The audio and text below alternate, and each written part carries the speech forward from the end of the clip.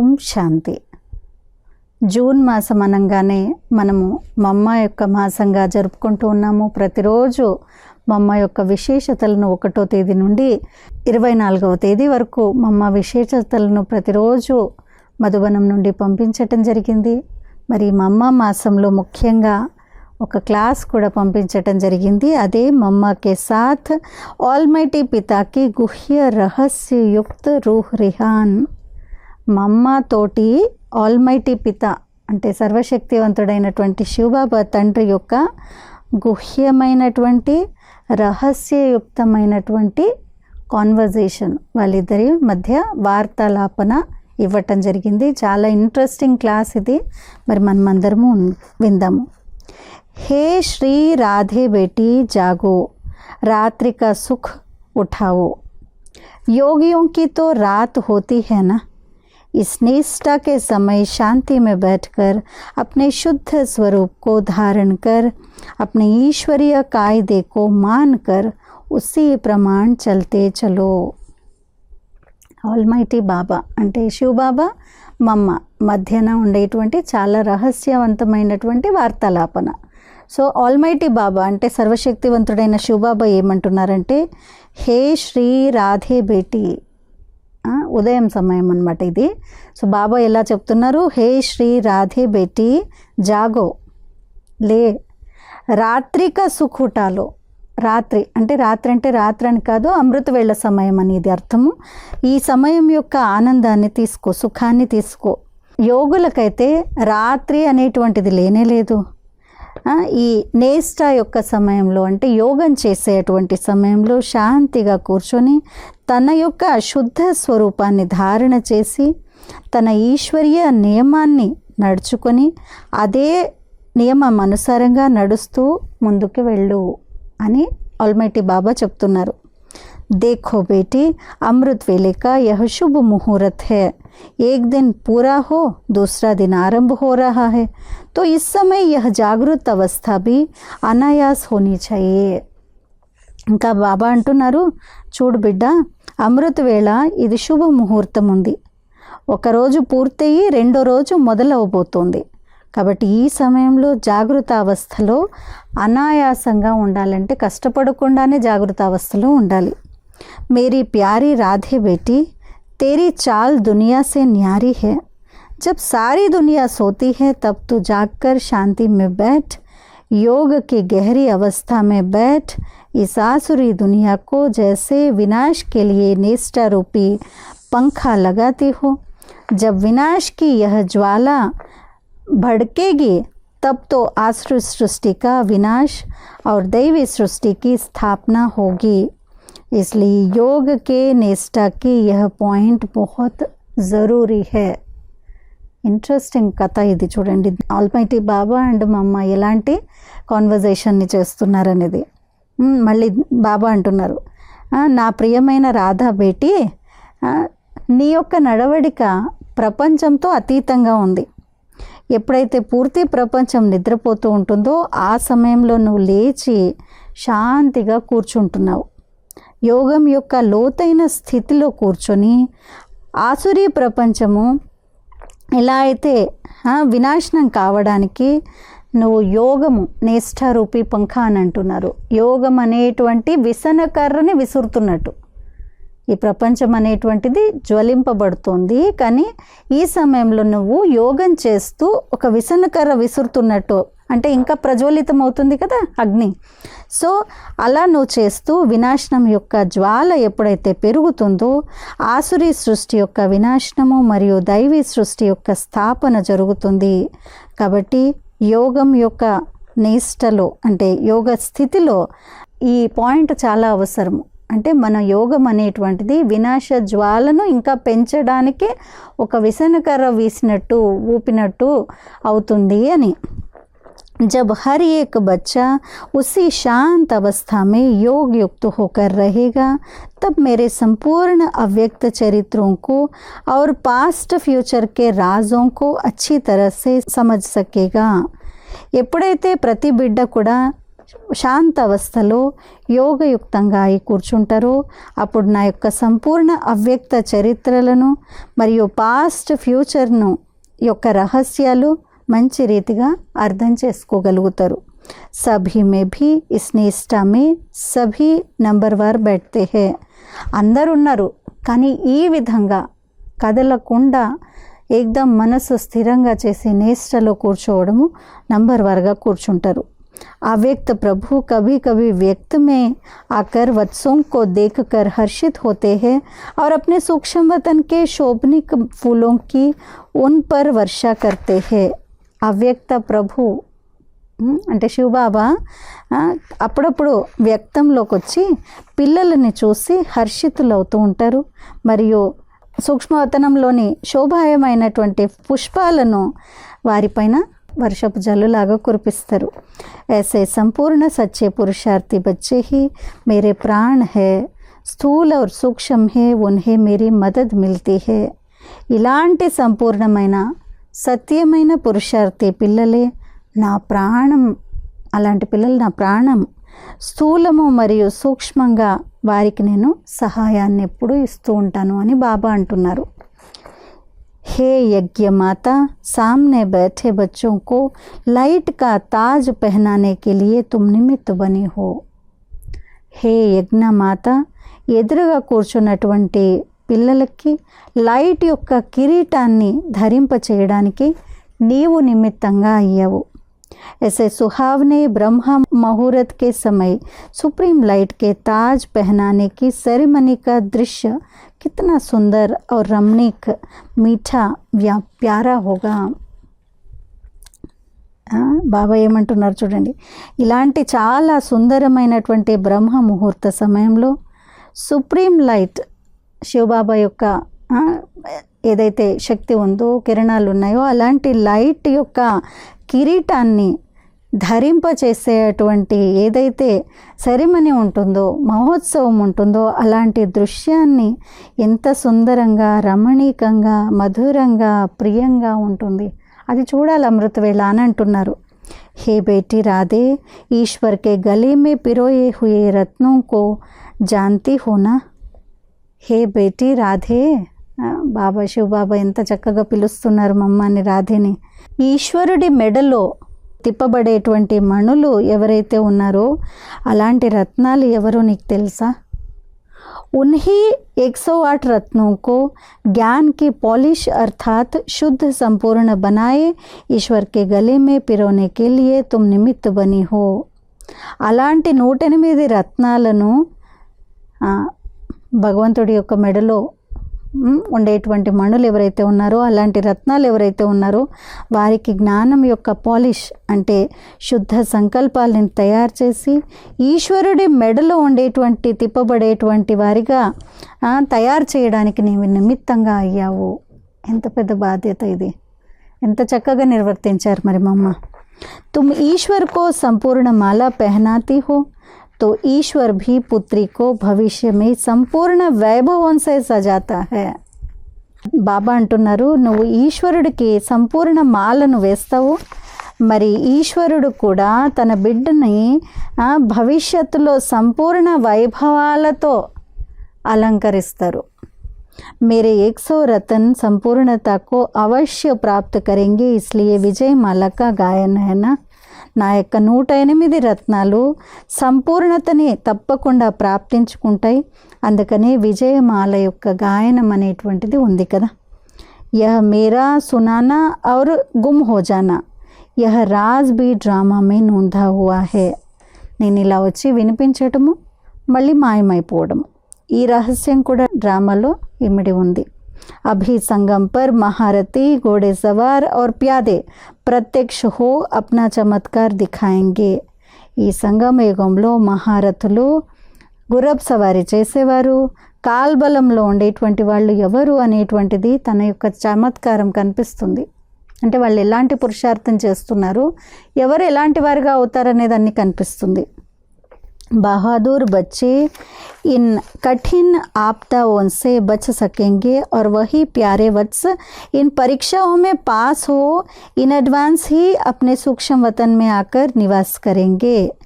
మరి ఎవరైతే చాలా శక్తివంతమైనటువంటి పరాక్రమవంతులైనటువంటి వాళ్ళు ఉంటారో కఠినమైన ఆపదల నుండి రక్షింపబడతారు. మరియు వారే ప్రియమైన వత్సలు పరీక్షలలో పాస్ అయ్యి ఇన్ అడ్వాన్స్గా తమ యొక్క సూక్ష్మవతనంలో వెళ్ళి నివాసాన్ని చేస్తారు. कठिनता के पहाड़ों को अर्थात मुश्किलातों को के पहाड़ों को अंगली पर उठाने वाले वत्सों को ही प्रभु सुनाता है कि कोई भी तूफान आए तो विदेही बनकर रहना. ఎంత మంచి సెంటెన్సెస్ ఇవి.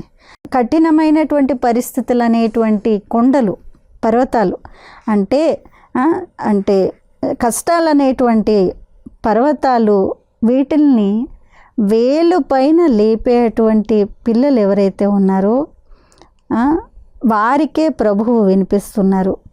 ఏమని వినిపిస్తున్నారు? ఎలాంటి తుఫాన్లు వచ్చినా కానీ నువ్వు విదేహిగా ఉండు అని బాబా వినిపిస్తున్నారు.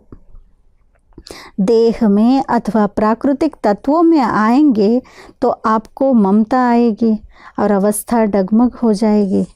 ఒకవేళ దేహంలో లేక ప్రాకృతిక తత్వాలు ఏవైతే ఉన్నాయో వాటిలో వచ్చారనుకోండి, మీకు ఈ మమకారం అనేటువంటిది వస్తుంది.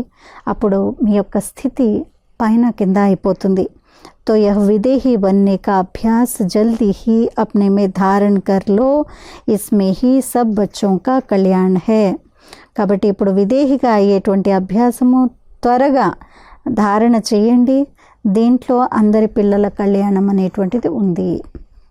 पिता को ही बच्चों को सब शिक्षा देनी पड़ती है, क्योंकि तुम सौभाग्यशाली प्यारे बच्चे हो और सब तो मध्यम और कनिष्ठ भाग्यशाली है. తండ్రే పిల్లలకి శిక్షణ ఇవ్వాల్సి వస్తుంది. ఎందుకంటే మీరే సౌభాగ్యశాలులు, ప్రియమైనటువంటి పిల్లలు ఉన్నారు. ఇంకా మిగిలిన వాళ్ళందరూ మధ్యమంగా కనిష్టంగా భాగ్యశాలులు, కానీ మీరు సౌభాగ్యశాలులు ఉన్నారు. అభి హరేక్ కో శాంతి మేర అప్ని దివ్య अलौकिक कर्तव्य में तत्पर रहना है अथवा जागृत रहना है. కాబట్టి ఇప్పుడు ప్రతి ఒక్కరూ తమ యొక్క శాంత స్వరూపంలో ఉంటూ తమ దివ్య అలౌకిక కర్తవ్యంలో తత్పరులై ఉండాలి, లేక జాగృతంగా ఉండాలి. జాగృతత అభి కౌన్సి? ఏ జాగ్రత్తత ఉండాలి? జ్ఞాన్కే, జ్ఞానంలో జాగ్రత్త అవస్థలో ఉండాలి. कई तो जागते हुए भी सोते रहते हैं, जिसका ज्ञान का तीसरा नेत्र खुला है वही सदैव जागती ज्योत है. ఎలా జాగృతంగా ఉండాలి? కొంతమంది జాగృతంగా ఉంటూ కూడా నిద్రపోతూ ఉంటారు. ఎవరికైతే జ్ఞానం యొక్క మూడవ నేత్రం తెరుచుకొని ఉంటుందో వారే ఎల్లప్పుడూ జాగతి జ్యోత్, ఎల్లప్పుడూ ప్రజ్వలితంగా ఉన్నటువంటి జ్యోతి, లేచి నిద్రపోకుండా ఉన్నటువంటి జ్యోతిగా ఉంటారు. अभी समय बिल्कुल थोड़ा है तो अच्छी तरह से पुरुषार्थ कर आगे बढ़ना है. ఇప్పుడు సమయం చాలా కొద్దిగా ఉంది కాబట్టి మంచి రీతిగా పురుషార్థాన్ని చేసి ముందుకు వెళ్ళాలి. नहीं तो पीछे पुरुषार्थ का समय नहीं मिलेगा. లేదంటే ఆ తర్వాత పురుషార్థం యొక్క సమయం లభించదు. प्रिय वत्सों के साकार स्वरूपों का साक्षात्कार करने पर अव्यक्त प्रभु को दिल में आता है कि कैसे पुरुषार्थी वत्स अपनी मौज और मस्ती में रमण कर रहे हैं, जबकि मैं जानता हूँ और मेरे पास पहले से प्लान भी है, फिर भी मैं व्यक्त में प्रवेश कर देखता हूँ कि मेरे सर्वत्यागी बच्चे कैसे योग में बैठे हैं. ఎంత మంచి సెంటెన్సెస్.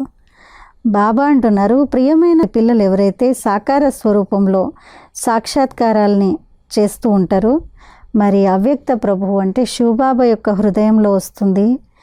ఎలా నా పురుషార్థి పిల్లలు ఆనందంలో, సంతోషంలో రమణ చేస్తూ ఉంటారంటే తిరుగుతూ ఉంటారు. కానీ నాకు తెలుసు, నా దగ్గర మొదటి నుండినే ప్లాన్ ఉంది, కానీ వ్యక్తంలో ప్రవేశించి నేను చూస్తూ ఉంటాను నా యొక్క సర్వ పిల్లలు ఎలా యోగంలో కూర్చున్నారనేటువంటిది నేను చూస్తూ ఉంటాను అంటున్నారు. బాబా దగ్గర ప్లాన్ ఉంది, ఫ్యూచర్ ఏంటనేది బాబాకు తెలుసు, కానీ పిల్లల యోగం ఎలా ఉంది అనేది నేను చూస్తాను ఆ ఫ్యూచర్ని తయారు చేయడానికి. तुम प्राणों में इतनी ताकत है जो मुझ प्रभु को भी ऊपर से नीचे उतार सकते हो, परंतु जिस सर्वोत्तम ताकत को तुम जानते हो और खींच सकते हो, उस ताकत के राजों को समझना कोई कोई वत्सों के लिए मुश्किल भी है। మీ ప్రాణాలు అంటే మీ ఆత్మలు మీరు ఎవరైతే ఆత్మలు ఉన్నారో మీకు ఎంత శక్తి ఉంది అంటే నన్ను ప్రభువుని అంటే శివబాబాని పైనుండి కిందికి తీసుకొని వచ్చారు. కానీ ఎవరు సర్వోత్తమ శక్తి ఉన్నారో ఉన్నతోన్నతమైన శక్తి ఉన్నారో వారికి తెలుసు మరియు వారిని లాగారు. అలాంటి శక్తి యొక్క రహస్యాలు అర్థం చేసుకోవడము అందరికీ అవ్వదు. అలాంటి ఉన్నతమైనటువంటి శివబాబా యొక్క శక్తుల రహస్యాలని అర్థం చేసుకోవడము అందరికీ అవ్వదు. ఇది నంబర్ వారీగా అర్థమవుతుంది. कोई कोई वत समझते हैं इतनी बड़ी ताकत नीचे आवे तो धरती भी कांप उठे, पर धरती को ज़रा भी धक्का नहीं लगता, यह भी तो उसकी पावर है. కొంతమంది వత్సలు పిల్లలు అనుకుంటారనమాట, ఇంత పెద్ద శక్తి, ఇంత ఉన్నతమైనటువంటి శక్తి కిందికి రావడము అని అంటే భూకంపం వచ్చేస్తుంది. అంత గొప్ప శక్తి శివబాబా. ఆయన కిందికి రావడం అంటే పెద్ద భూకంపం వస్తుంది. కానీ భూకంపం అంటే భూమికి కొంచెం కూడా దెబ్బ తాకకుండా బాబా ఈ సృష్టి పైన అవతరించడం, ఇది కూడా చాలా శక్తి అయింది. అర్థమైందా? బాబా శక్తి ఎంత అనంతమైంది అంటే ఈ భూమి కూడా కంపిస్తుంది. అంత శక్తి ఉంది బాబాది కిందికి రావాలంటే.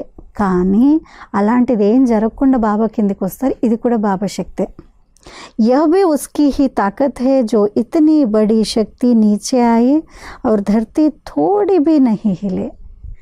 ఇది బాబా యొక్క ఎంత గొప్ప శక్తి అంటే అంత ఉన్నతోన్నత శక్తి కిందికి వచ్చినా కానీ ఈ భూమి కొద్దిగా కూడా కదలకుండా ఉంచడము ఇది బాబా శక్తి.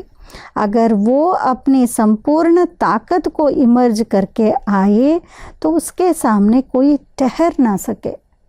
ఒకవేళ శివబాబా తన సంపూర్ణ శక్తిని ఇమర్జ్ చేసుకొని కిందికి వచ్చినట్లయితే ఎవ్వరూ ఇంకా ఎదురుగా ఆగలేరు. అసలు అంటే కాలిపోతారు, భస్మం అయిపోతారు అని అంటారు కదా, భూమే కంపించేస్తుంది. అంత ఉన్నతోన్నత శక్తి శివబాబా.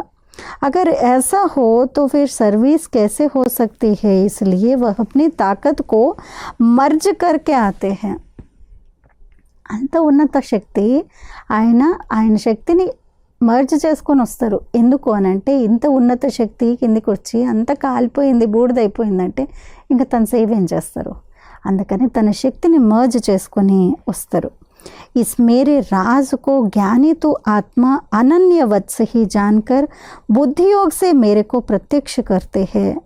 ఈ యొక్క రహస్యాన్ని జ్ఞాని ఆత్మలు మాత్రమే, అనన్యమైనటువంటి పిల్లలు మాత్రమే తెలుసుకొని బుద్ధియోగాన్ని నాతో ప్రత్యక్షంగా జోడిస్తారు. कभी भी संशय में आकर डगमग नहीं होना, एक बल एक भरोसे में स्थित रहना है. ఎప్పుడు సంశయంలో వచ్చి పైకి కిందికి కాకూడదు. ఒకే బలము ఒకే విశ్వాసంలో స్థితం అవ్వాలి. నహి తో ఈశ్వర్ క్యా నహి కర్ సక్తా. లేదంటే ఈశ్వరుడు ఏం చేయలేడు, అన్నీ చేయగలడు కదా. भक्तों को खुश करने के लिए तो कहाँ कहाँ अपना प्रभाव दिखाना भी पड़ता है, पर यहाँ तो मेरे वत्स ही है, तो हर एक को सूक्ष्म शुद्ध स्वरूप बनाकर उसमें स्थिर करना है. यह भी तो एक शक्ति है. మరి బాబా అంటున్నారు, భక్తులను సంతోషం చేయడానికి ఎక్కడెక్కడ తన ప్రభావాన్ని చూపించాల్సి వస్తుంది. ఇక్కడైతే నా పిల్లలే ఉన్నారు కాబట్టి ప్రతి ఒక్కరికి సూక్ష్మమైనటువంటి శుద్ధ స్వరూపాన్ని తయారు చేసుకొని దాంట్లో స్థితం అవ్వాలి. ఇది కూడా ఒక శక్తి. ప్రతి ఒక్కరూ తమ సూక్ష్మమైనటువంటి శుద్ధ స్వరూపంలో స్థితం అవ్వడం ఇది శక్తి. సుప్రీం పీస్ అంటే సంపూర్ణ శాంతి మే చల్నే వాली రాధే బేటీ సమయ బహుత్ నజదీక్ ఆ రహా హై.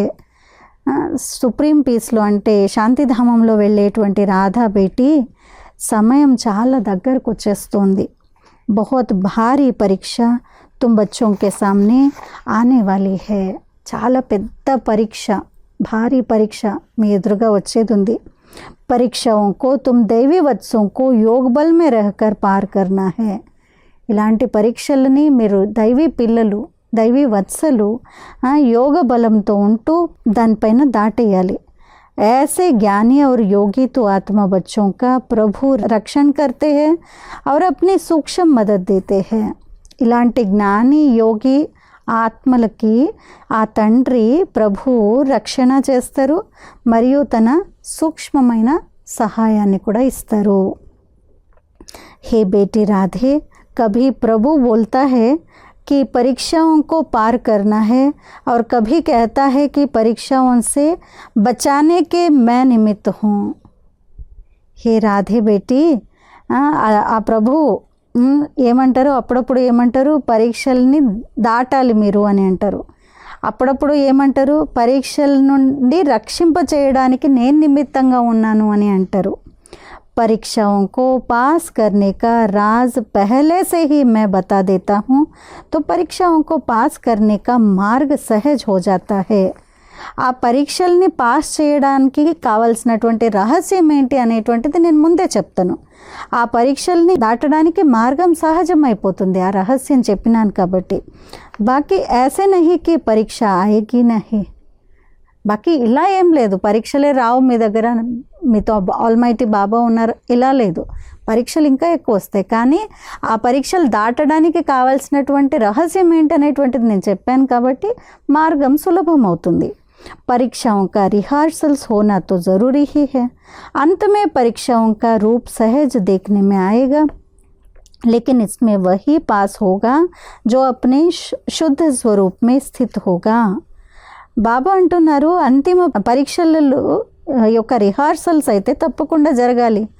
అంతిమంలో పరీక్షలు అనేటువంటివి కనిపిస్తాయి. కానీ ఆ పరీక్షలలో పాస్ ఎవరైతారంటే శుద్ధ స్వరూపంలో స్థితమైనటువంటి వారే పరీక్షల్లో పాస్ అవ్వగలుగుతారు.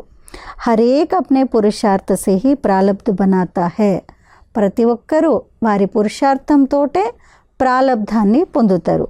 पिता ईश्वर तो यही चाहता है कि जैसे मैं अव्यक्त वतनवासी हूँ वैसे मेरे वत्स भी अब अव्यक्त वतनवासी बने. మరి ఆ తండ్రి ఈశ్వరుడు ఇదే భావిస్తారు, ఎలా అయితే నేను అవ్యక్త వతనవాసిగా అయ్యానో అలా నా పిల్లలు వత్సలు కూడా అవ్యక్త వతనవాసిగా అవ్వాలని. బాకీ मैं क्या नहीं कर सकता हूँ, मैं चाहूँ तो अभी వైకుంఠ को प्रकट कर सकता हूँ. బాకీ నేను ఏం చేయలేను. శివబాబా అంటున్నారు, నేనేం చేయలేను, అన్నీ చేయగలుగుతాను. వైకుంఠాన్ని కూడా ఇప్పుడే చూపించగలను కావాలంటే. परंतु यह कर्म क्षेत्र है सुख और दुख के हिसाब किताब को भोगने का, जो कर्तव्यों के आधार पर ही होता है. కానీ ఇది కర్మక్షేత్రము, సుఖము మరియు దుఃఖాల యొక్క లెక్కాచారాలు అనుభవించాలి. ఆ కర్తవ్యాల ఆధారంగానే అన్నీ జరుగుతాయి. कर्म किए बिना कोई भी कर्म क्षेत्र पर रह नहीं सकता. ఎలాంటి పనులు చేయకుండా, ఎలాంటి కర్మలు చేయకుండా ఎవరు కర్మక్షేత్రంలో నిలబడలేరు. సాకార స్వరూప్ కర్మ करने के लिए अवश्य ही बंधायमान रहता है. సాకార స్వరూపం అంటే శరీరం ఏదైతే ఉందో ఇది కర్మ చేయడానికి ఎప్పుడు బంధింపబడి ఉంది. శరీరం ఉంది అంటే కర్మలు చేయాల్సిందే. राइट और रॉन्ग, शुद्ध और अशुद्ध कर्म करने से शुद्ध अथवा अशुद्ध प्रालब्ध बनती है. రైట్ కానీ రాంగ్ కానీ శుద్ధం కానీ అశుద్ధం కర్మలు కానీ ఏవైనా చేయటం వల్లనే శుద్ధము అశుద్ధము అన్నిటికీ ప్రాలబ్ధం అనేది లభిస్తుంది. तुम प्राणों ने जितनी मेहनत की है उतनी ही प्रालब्ध बनाई है. మీరు ఆత్మలు ఎంత శ్రమ చేశారో అంతే మీ ప్రాలబ్ధాన్ని తయారు చేసుకున్నారు. पुरुषार्थ पूरा हो जाता है तो प्रालब्ध भी पूरी बन जाती है, जिससे सतयुग त्रेता में जन्म जन्मांतर के लिए अविनाशी संपूर्ण सुख की प्राप्ति होती है. పురుషార్థం పూర్తి అయినట్లయితే ప్రాలబ్ధం కూడా పూర్తిగా తయారైపోతుంది. దీంతో సత్యుగ త్రేతాయుగాల్లో జన్మ జన్మాంతరాల కోసం అవినాశి సంపూర్ణ సుఖం యొక్క ప్రాప్తి కలుగుతుంది. इस समय हर एक वत्स को अपनी हर एक इंद्रिय को शांत स्वरूप शीतल बनाना है. ఈ సమయంలో ప్రతి ఒక్క బిడ్డ కూడా తమ యొక్క ప్రతి ఇంద్రియాన్ని శాంత స్వరూపంగా శీతలంగా చేసుకోవాలి. यह मुख कान हाथ नैन सब इशारे से चलने चाहिए. ఈ నోరు కళ్ళు ముక్కు నాలుక అన్నీ కూడా మీ యొక్క సైగలతోనే నడవాలి. అంటే అవంతగా నడవకూడదు, మనం ఆత్మ దానిని నడిపించాలి అని అంటున్నారు. अपने शांत स्वरूप में स्थित हो जाए तो जो संकल्प करेंगे वह एक्ट में आएगा. यही अति सूक्ष्म ताकत है, यही निसंकल्प अवस्था है.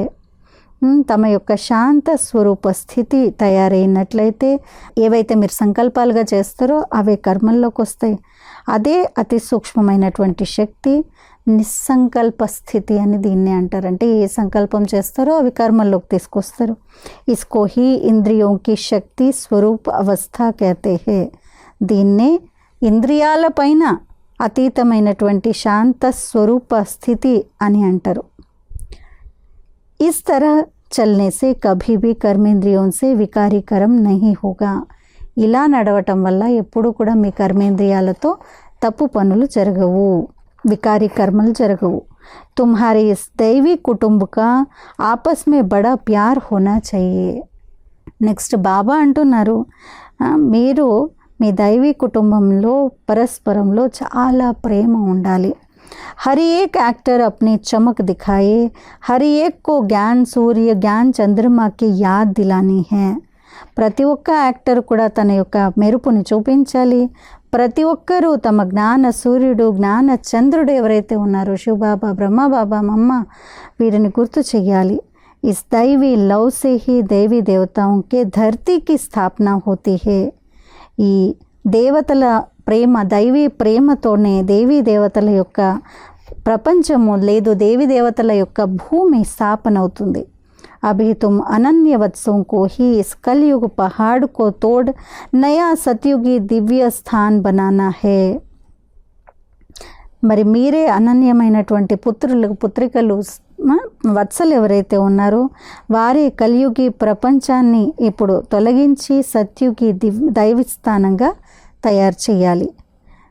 जिस सतयुग के सुहावने समय पर शेर और बकरी में भी दैवी प्यार रहता है. మరి ఇలాంటి సత్యుగి ప్రపంచ స్థాపన దివ్య ప్రపంచ స్థాపన చెయ్యాలి అని అంటే అక్కడ సత్యుగంలో అలాంటి సుందరమైన సమయంలో ఆవు పులి రెండు లేదు మేక సింహము రెండు కూడా దైవీ ప్యార్ అంటే దివ్యమైనటువంటి ప్రేమ దేవతల ప్రేమతో నిండి ఉంటాయి. मिलाप एक एक्ट शब्द से प्रसिद्ध नहीं होता परंतु दूसरों को अपनी अपनी रस्सी में खींचने से ही प्रसिद्ध होता है. మరి మిలనం అనేటువంటిది ఒక మాటతో ప్రసిద్ధం అవ్వదు, కానీ ఒకరికొకరు పరస్పరంలో తమ యొక్క ప్రేమ అనేటువంటి తాడుతో బంధింపబడాలి. హే ప్యారే వత్సో ఏ పాయింట్ బడి సూక్ష్మ హే.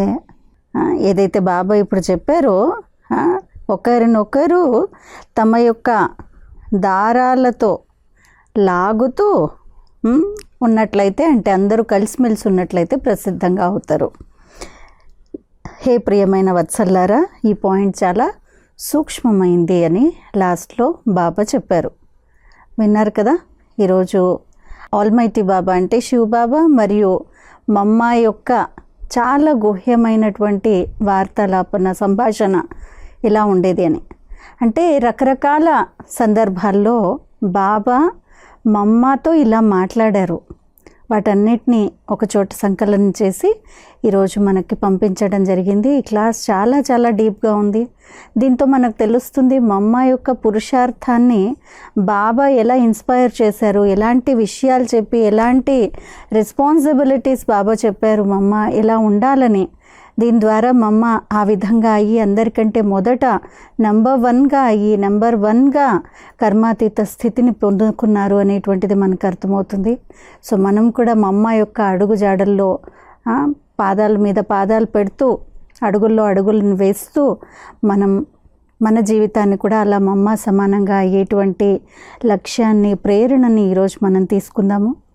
మరి ఈ క్లాసు ఎంత డీప్గా ఉంది అని అంటే ఒకసారి వింటే అర్థం కాదు, చాలా నెమ్మదిగా చెప్పడం జరిగింది.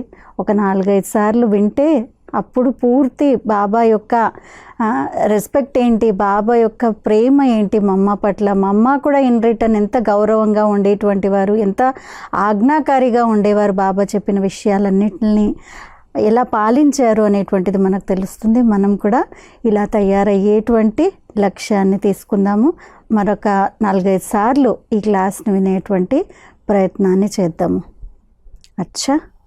ఓం శాంతి.